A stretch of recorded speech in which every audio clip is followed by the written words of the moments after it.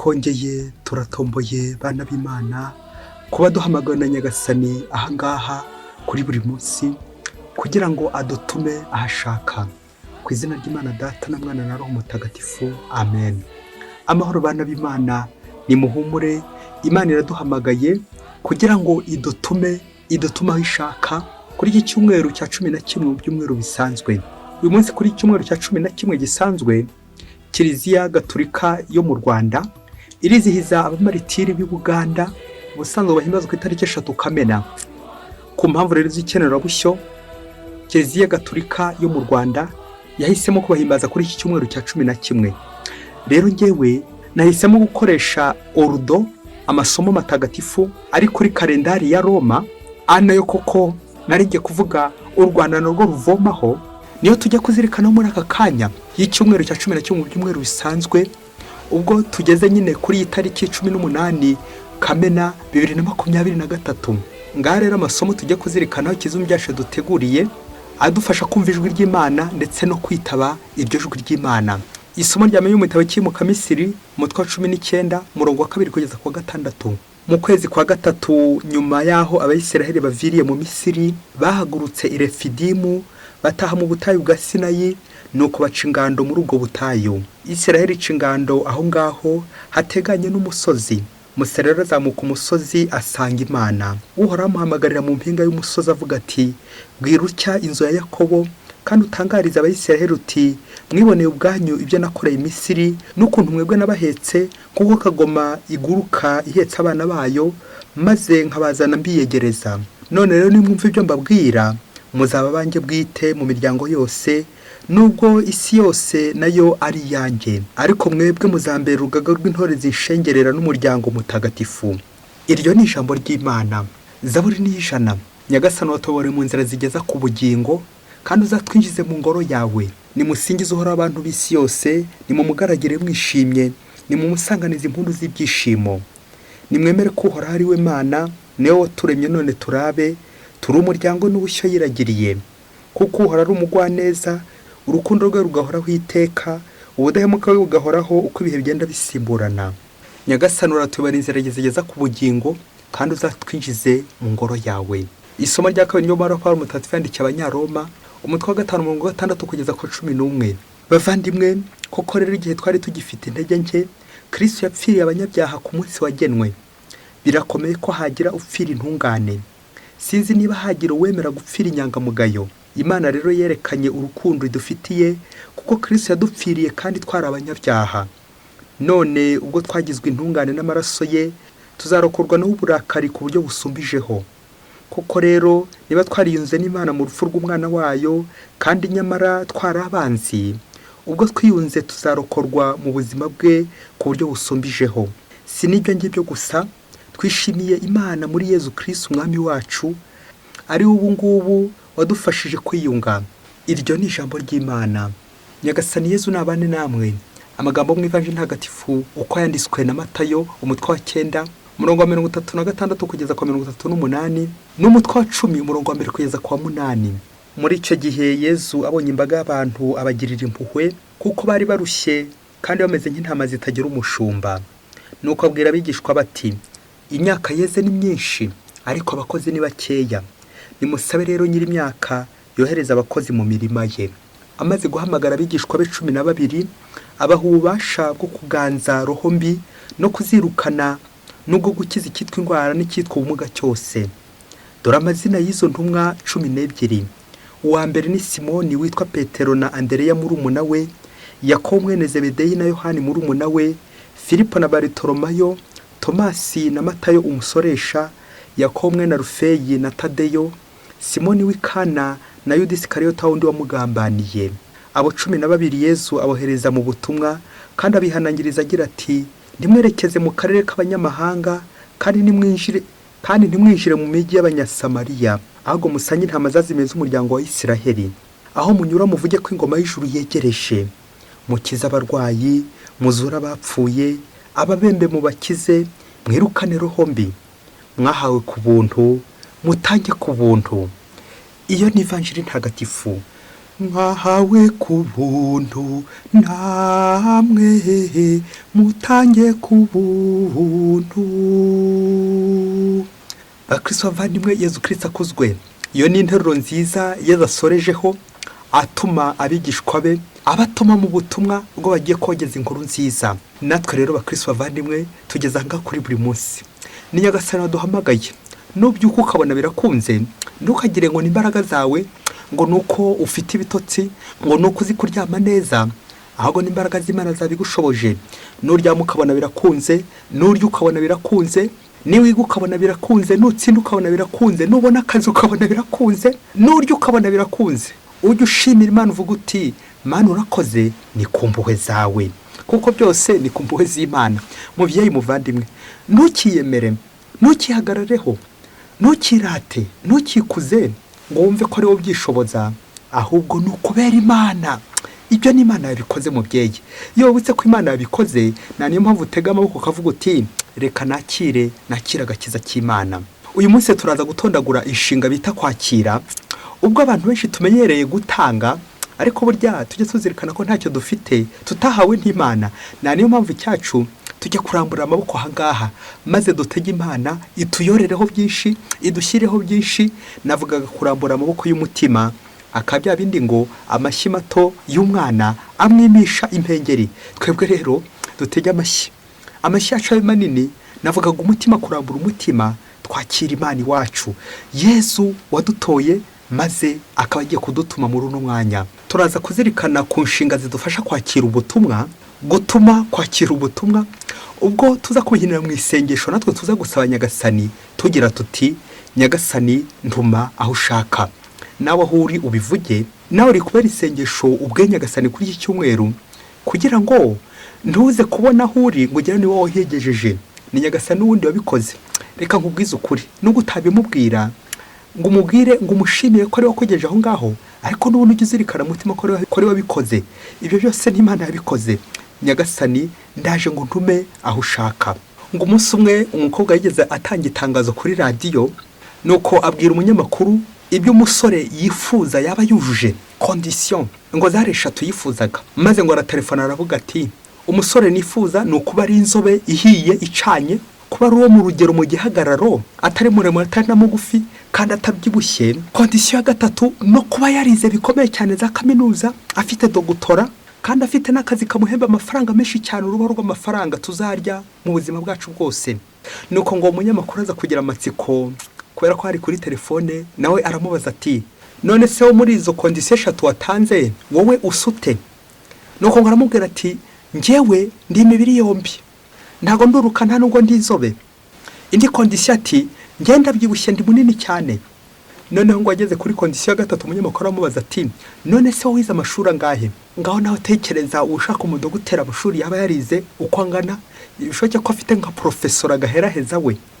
Nuko ngo aramubwira ati natangiye amashuri abanza, ngiye kwiga birananira, ubu ngubu ndi gukora akazi ko kurera umwana mu rugo rwa bosi, ariko batangiye kunyigisha ikigoroba kugira ngo menye gusoma no kwandika. Ubu rero ngo hamagaye ndi gufura ibyaha by'umwana.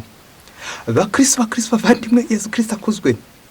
Aha nguko uko dushyira abacu bamananiza, tukabashyiraho amategeko byo bagomba kuba bujuje kugira ngo koko dushakane nabo kugira ngo tubatore. Ariko amasomo y'umunsi araryoshye cyane Imana duteguriye, itwereka ko twebwe Imana itadushyiraho amananiza, twebwe nitwe dushyiraho abandi amananiza. Rimwe na rimwe kandi tugashyiraho Imana amananiza, akenshi tugashyiraho Imana amananiza tukayinaniza, kandi tukaza kwibagirwa ko Imana ariyo iduhamagara. Hamwe n'amasomo y'uyu munsi turazirikana ku muhamagaro, tukazirikana ko mu muhamagaro habamo abantu babiri, habamo uhamagara ndetse n'uhamagarwa. Byumvikane uhamagara ndetse n'uwitaba. Uduhamagara twese ni Imana, abitaba ni wowe ndetse nanjye.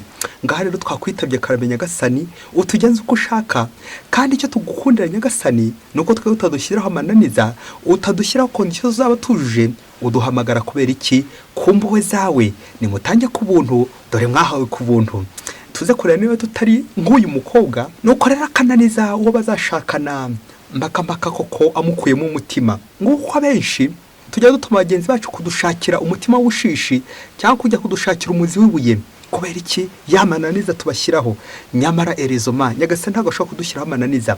Araduhamagara tukamwitaba ntacyo tujyanye, ahubwo tugize dute? Tumujyaniye umutima wacu, akatugira neza, akaba ari we uduhereza. Twebwe ntacyo dufite twahajya Nyagasani, ahubwo niwe ugira ute, niwe uduhereza. Nguko abenshi aho kwitaba turifuza, tukifuza ibya mirenge, kandi twebwe nta n'ibyo dufite.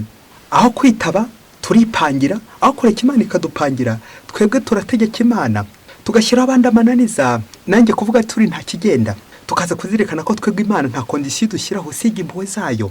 Nta bindi Imana iduca, ntabwo ireba igihagararo, nta n'ubwo ireba imisusire yacu, ahubwo idutora ikurikije impuhwe zayo.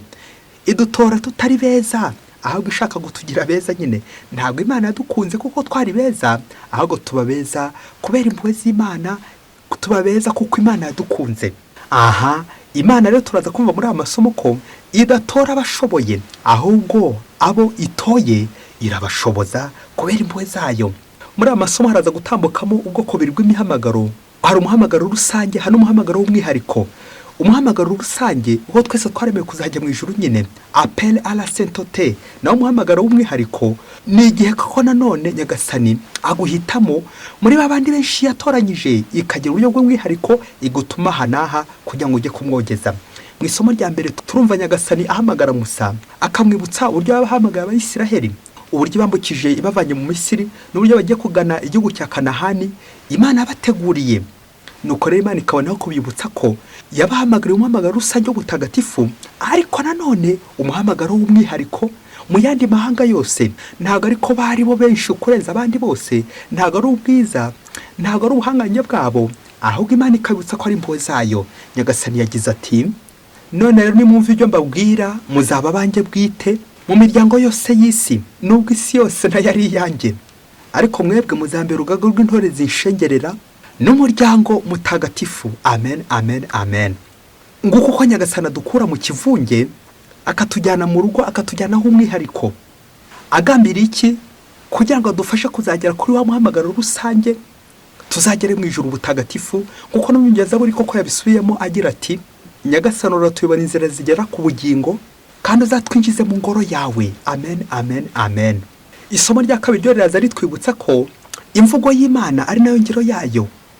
Yezu Kristo aza kugira ngo aturokore, mediateur, kugira ngo twunge n'Imana. Bikanatuganisha nanone kuri Yezu Kristo, umusaseridoti, umuhanuzi ndetse n'umwami, agakora ubutumwa bw'Imana Data, atwunga n'Imana. Bikaza no kutuganisha no kutumwa w'umusaseridoti nawe uba uri mu cyimbo cya Kristo, ufite umurimo w'ibanze kunga abantu n'Imana, la réconciliation. Pawulo mutagatifu yagize ati, koko niba twariyunze n'Imana mu rupfu rw'umwana wayo, kandi nyamara twari abanzi, ubwo twiyunze tuzarokorwa mu buzima bwe ku buryo busumbijeho. Amen, amen, amen. Nguyu wa muhamagaro koko tugomba guharanira buri munsi, kwiyunga n'Imana ndetse n'abavandimwe, kugira ngo dukomeze tubabyo inzira ko kwigana ijuru. Ivanjiri umunsi nayo iraze duha urugero rwiza rwo kwitaba umuhamagaro wa Nyagasani. Ubwo Yezu Kristo yari afite imbaga nyamwinshi yari imukurikiye. Muri iyo mbaga aza gutoramo abigishwa 72. Muri abo 72 nabo aza gutoramo 12 aribo yise intumwa. Nyuma yo kubatora arabavuga no mu mazina, arangiza abahe n'ubutumwa bushingiye ku nshinga yitwa gukiza. Ana umugambi w'Imana nyine wo gukiza abantu. Gutanga ku buntu nta kiguzi, nimutange ku buntu, dore mwahawe ku buntu. Ivanjiri y'uyu munsi rimwe uko bw'imihamagaro ko twabivuze, umuhamagaro rusange, appel à la sainteté, n'umuhamagaro w'umwihariko, appel particulier. Aho tuzirikana mu isakamento rya batisimu ko twese Nyagasani mu kudusiga amavuta tugira uruhare ku busaseridoti, ubuhanuzi n'ubwami bya Kristo, sacerdoce commun, ubusaseridoti bwa cyami. Hanyuma Nyagasani nyine n'umurabo nanone abakristo agira abatora, anaberekeza kuri izi ntumwa ko twabyumvise, nabo akagira ubutumwa bwihariye abashinga. Aba bakitwa abasaseridoti ku rwego nyobozi, sacerdoce ministeriel. Abo rero twagenye n'izi ntumwa, Yezu Kristo koko ahaye ubutumwa bw'umwihariko koko bwo kujya gukiza intama zazimiye z'umuryango wa Isiraheli. Urimo nanjye ndimo. abo rero by'umwihariko bahabwa ubutumwa par ordination. Nyagasani koko kabaha ubutumwa bw'umwihariko. Icyo twazirikana muri Evanjiri ni uko Yesu Kristo ahamagara intumwa ze mu mazina. Guhamagara umuntu mu izina la nomination bigatwibutsa ko Imana ituzi kandi ko ari igomba gutugenga, ko dufite ububasha. Ikindi kandi ko ari Imana itugenera, akaba ari idutora na n'idutuma nyine. Twebwe rero icyacu no gushyiraho abantu amananiza, ariko tukibagirwa ko ari Imana itora kandi nta niyituma. Imana yatoye ba Petero, na n'ubu iracyakomeza kugenda itora, kuko imirima yeze ni myinshi ariko abasaruzi ni bake. Buri munsi Nyagasani yongera gutora, buri munsi Nyagasani yongera gutuma. Ariko se ni kangahe dushyira Nyagasani ho amananiza? Ujye ubyibazaho, nanjye ndacyari kubyibazaho. Ngo umunsi umwe hirya kure cyane muri Afurika, ngo umuryango wari ukize cyane, une famille élargie, wari ukize cyane, wari ufite abategetsi bakomeye cyane bavuka muri uwo muryango. Nuko ngo umunsi umwe baza gukora inama, umukuru w'umuryango kuko arabakoranye bose, maze koko akora nawe inama, maze arababwira ati, umva rero, Nyagasani yadukoreye ibintu bitangaje cyane muri uwo muryango. Bamwe ni abadepite, abandi ni abaminisitiri, abandi ni abaperezida bakomeye cyane, abandi ni abakozi bakomeye cyane mu rwego rwo hejuru mu gihugu ndetse no ku isi yose. Abandi koko babonye amafaranga barakize, uyu muryango wacu umeze neza.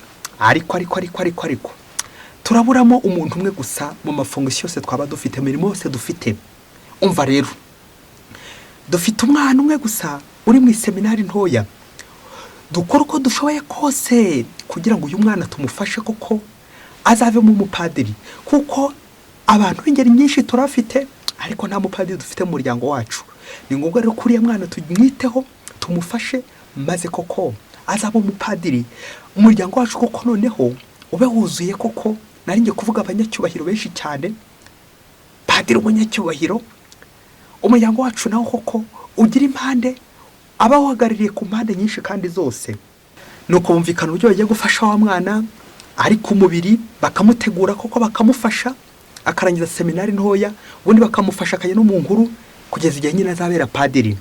Nuko koko nyuma y'uko nyine bavuye muri ya nama, wa mwana koko baratangira koko baramutegura neza. Ya myanzuro barimumenyesha uburyo koko agomba koko kujya mu seminari kugira ngo bashimire Imana koko yabagize koko abatoni muri uwo muryango wabo. Nuko wa mwana arangije seminari ntoya, imitima ibiri, ubwo murabyumva, rimwe atekereza kuba atakomeza seminari nkuru, ubundi koko yatekereza ko umuryango uza kumurakarira ndetse bakaba banamuvuma abiwabo. Aragenda, urumva umuryango wabo wari ukize, bamuha ibintu byose koko azakenera. Nuko koko wa musore arakomeza ajya kwiga mu seminari nkuru, arakomeza koko, umwana mwiza koko ntacyo abuze. Igihe cyaje kugera koko agera cya abageze ku bupadiri. Ageze ku bupadiri, wa muryango wabo koko ushimira Imana bikomeye cyane, bashimira Imana uburyo Nyagasani koko yabakoreye ibintu bikomeye cyane by'ibitangaza, akaba koko abatoyemo n'umusaseridoti w'umupadiri. Byaje gukomera koko, wa mupadiri koko baramufasha bikomeye cyane, bamuha mu modoka azajya amufasha mu butumwa, n'ibindi byose azakenera mu butumwa barabimuhereza koko, ntacyo yarabuze mu butumwa.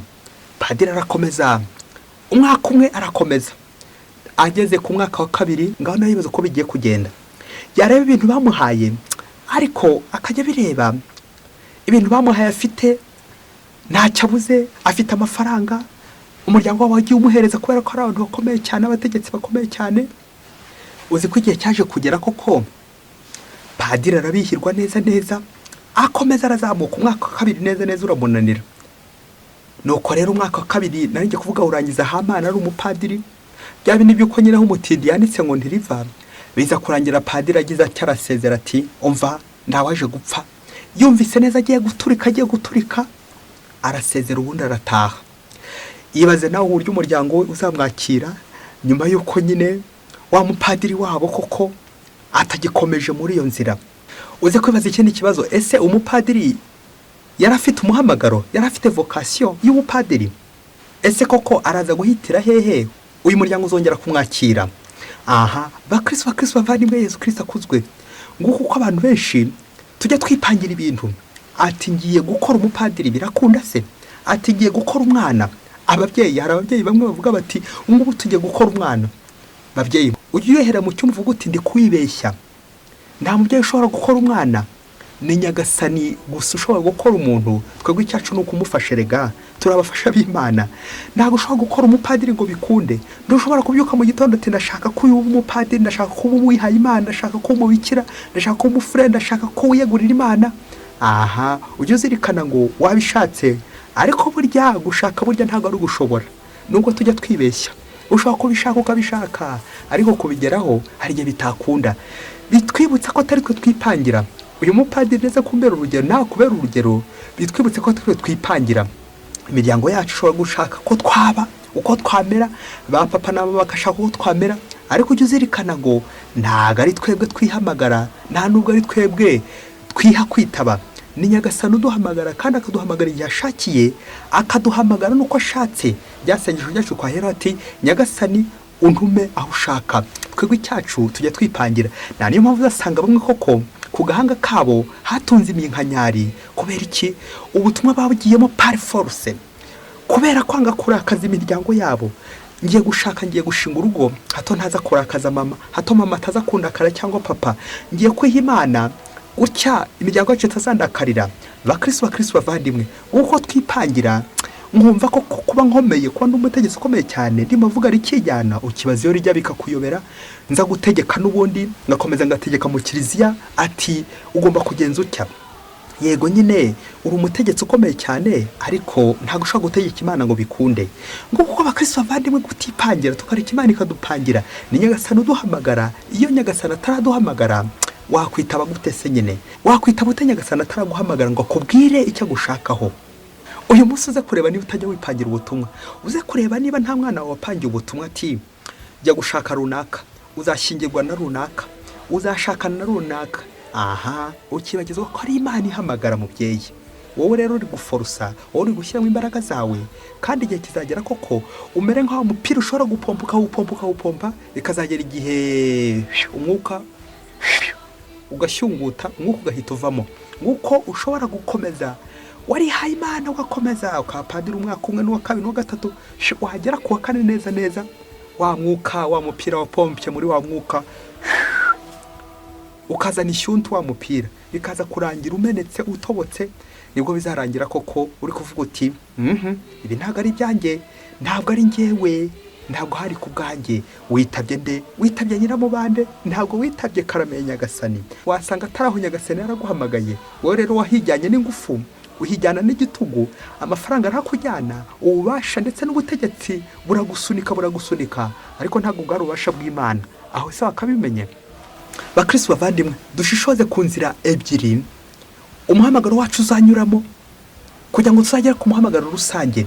Nta zindi nzira bajya baduha, ni inzira yo kwiyegurira Imana, aho ni hamwe, ndetse n'inzira yo gushinga urugo. Iyo atari kimwe kiba ari ikindi, ariko dutangazwa nuko hari icya gatatu, hari n'inzira ya gatatu.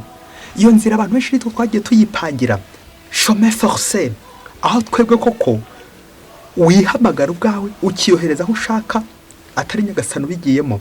Ni ubwoko nyine bw'uyu musore, uyu museminari wacu ukomeza kubera igitugu n'igitutu cy'imiryango yabo, imiryango ikomeye. Ufite amafaranga, ariko ntabwo amafaranga ashobora kukuyobora ku muhamagaro ushaka. Niyo mpamvu ugomba gusuzuma koko niba aho wagiye koko ariho koko Imana yagiye guhamagara. Wabimenya ute rero? Nta kindi usibye kuganira na Nyagasani. Ngo umwana utaganire na se ntamenye icyo sekuru yasize avuze.